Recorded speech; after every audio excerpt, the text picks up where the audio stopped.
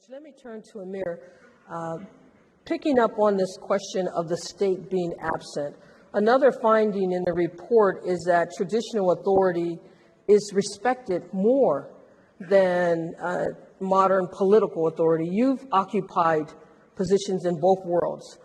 How do you see traditional authority and the state working together? Are there things that the state are doing now that could help or that are undermining the additional reach that traditional authority could have in reaching young people and, populations that are marginalized? Yeah, thank you, Jenda. Now, traditional rulers like me find themselves in a very difficult position. On the one hand, politicians are very happy for you to go and fight fires, okay, tell people to keep the peace, preach to people, condemn violence. On the other, you're not allowed to criticize root causes that may come from the failings of politicians.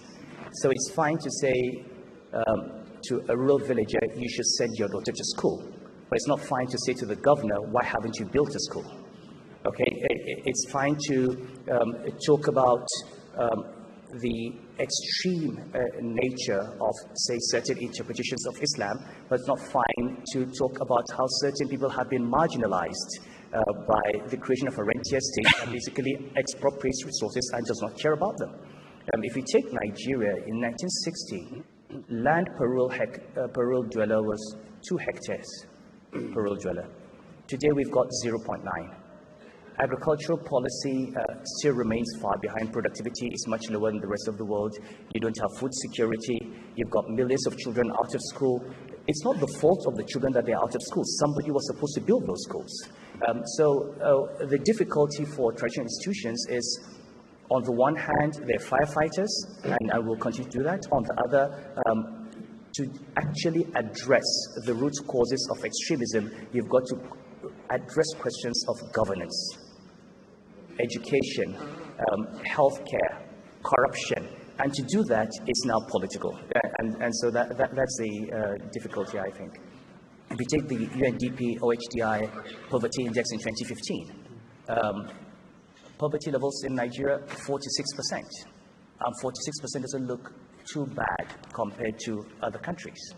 However, if you break these numbers down, in the southwest of Nigeria, 80% are living above the poverty line. In the northwest, 80% are living below the poverty line.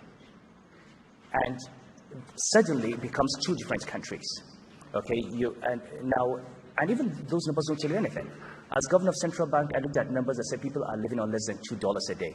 And it sounds bad, but you don't really know how bad it is until you look into the eyes of a woman whose baby has just died because she cannot afford drugs worth $5. Then you know what living on less than $2 a day means. You look at demographic numbers and demographic explosion, and you don't understand where they're coming from until you come to a society where a poor man who earns nothing has decided to marry 4 wives and have 25 children and cannot take care of them. And you see a complete failure of social policy. I mean, who is talking about marriage? Who's talking about family structure? Who's talking about child spacing? Who's talking about the ability to maintain the children that you bring? And when we go into crowd resources as states, so you have state governors in the north who have 3 million, 5 million children on the streets without school.